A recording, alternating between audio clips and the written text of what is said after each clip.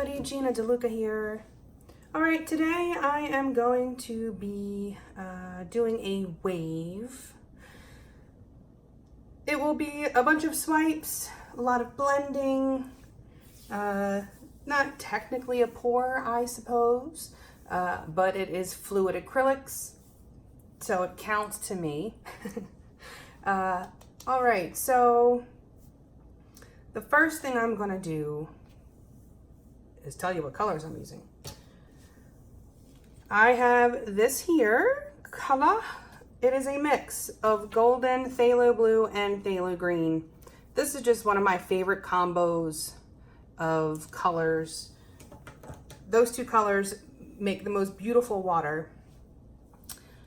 This is a mix of the golden phthalo green and the Basics Pthalo Blue. This is left over from my splash painting.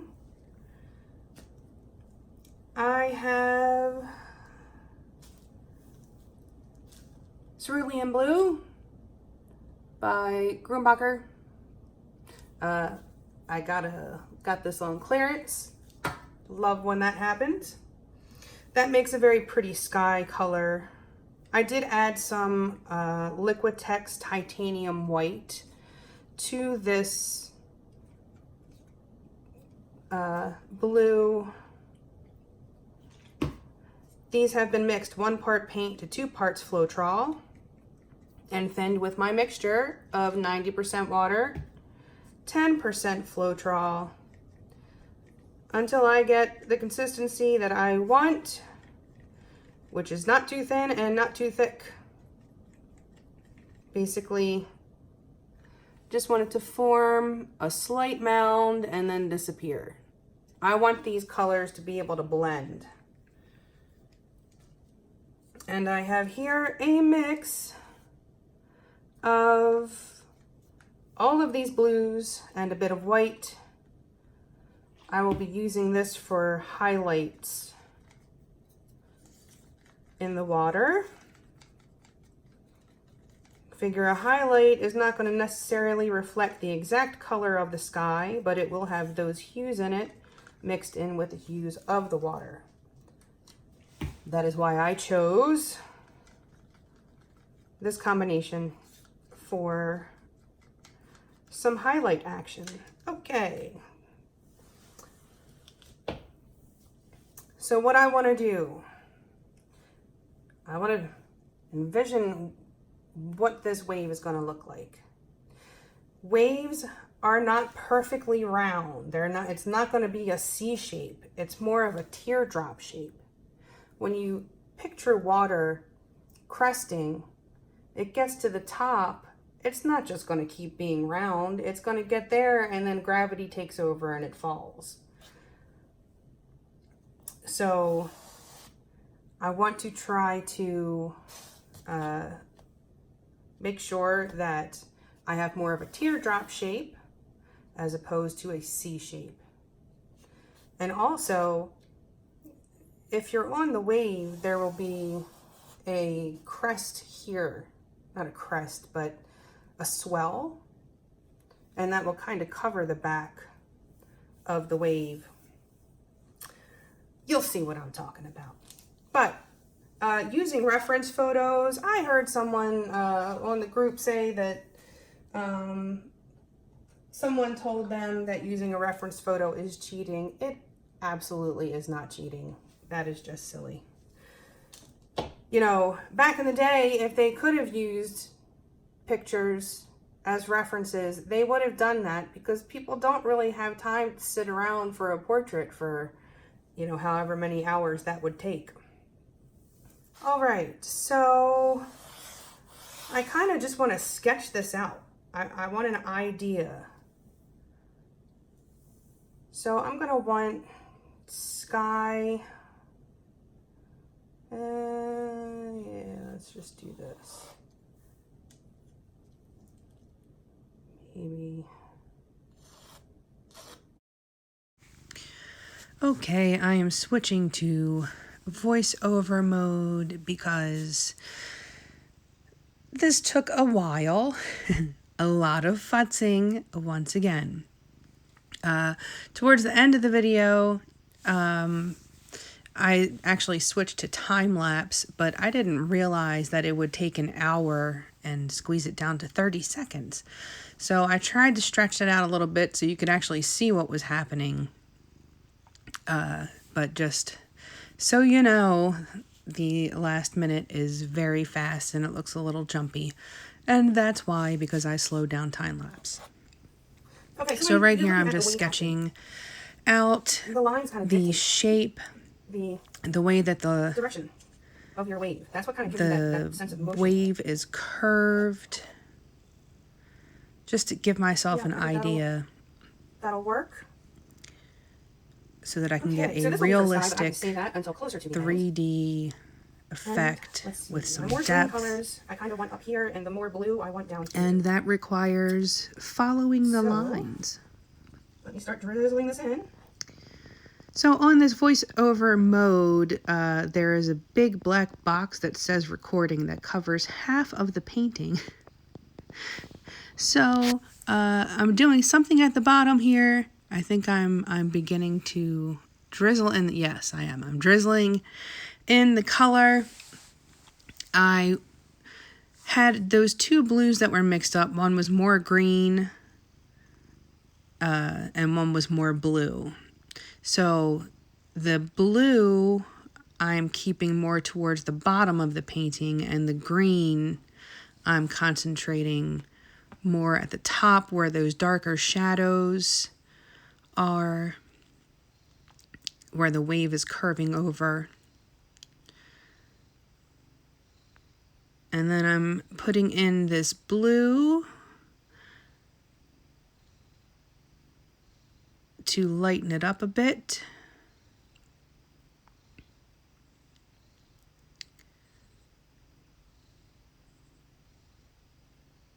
And I'm just going to follow the lines that I've created and try to maintain that shape.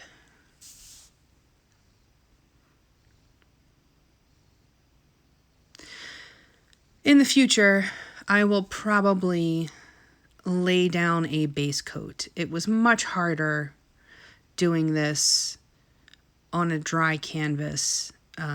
Kept scraping down to the canvas, so it wasn't really just floating on top the way I like it to. And I can control my blends a little better that way, I think. So next time I'll probably do a base coat of Phthalo Blue and then bring in my lights.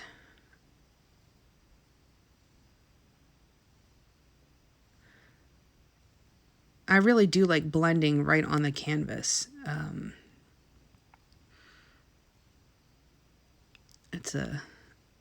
This is a new technique for me. I haven't really worked with the fluid acrylics and a palette knife before. The splash was probably the first one where it was primarily the palette work.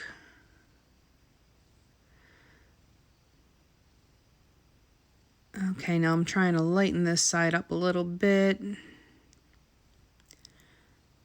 That swell, I want it to look a little bit different than the inside of the tube, because that's basically your foreground.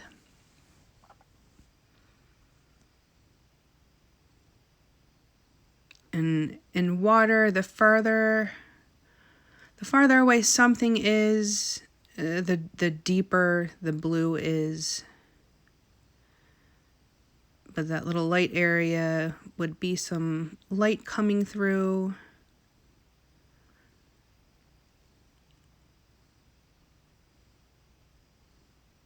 Okay, now we're in the super fast time lapse. Does that mean I have to talk fast? Oh, geez. Okay, there's the sky. So I did the first swipe with the white. Just kind of trying to get some of those lighter tones, that foamy kind of tone.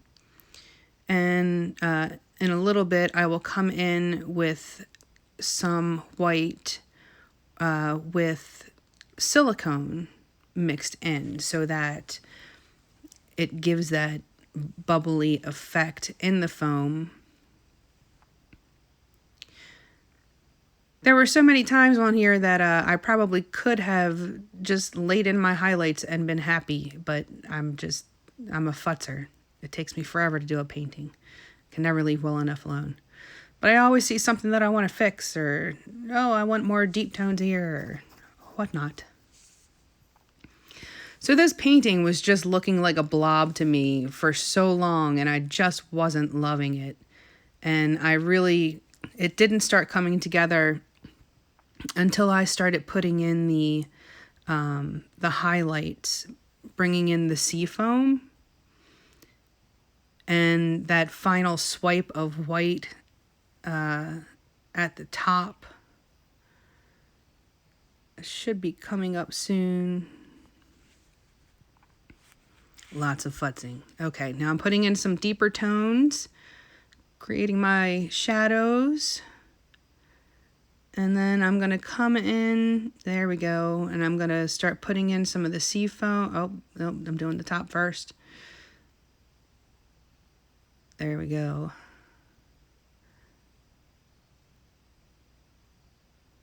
Okay, I just blew that with an airbrush and then I swiped it again later. Coming up very soon. Seafoam coming. Here comes the seafoam. Here come the highlights. This is where the painting comes to life. Right here. This is when it happens for me. And the final swipes at the top of the foam. All right, here comes the close-up. Okay, here it is. It's coming out a little more of a deeper blue. In the video, it's more of has a lot more green in it, more of a teal color. But there it is. The breaker foam came out really nice. The first swipe with the mix of colors and then the white over top of that gave it really nice shading, makes it look like shadows. There's some nice depth going on in there. The seafoam really made it come together. Okay, that's it for this one. I hope you enjoyed. If so, do check out the description box below for links to my PayPal tip jar if you feel so inclined. If you find these videos helpful and would like to help me stay stocked up in supplies so I can keep bringing you the fresh content, that's a great way to do it. Another great way is through the Amazon link. If you enter through that link anything that you purchase off the entire site of Amazon, not just in the store, but the entire site, I receive a small commission of at no additional cost to you. Also, my website, GinaDeLuca.net, that is where you can find my art and my music for sale, and my new CD, Better Than Chocolate. And last but not least, join us over on Facebook at Go Make Some Art. Post your masterpieces, ask your questions, or just come get some inspiration. Okay, you guys, that is it for me. I hope you have a beautiful day. Now go make some art.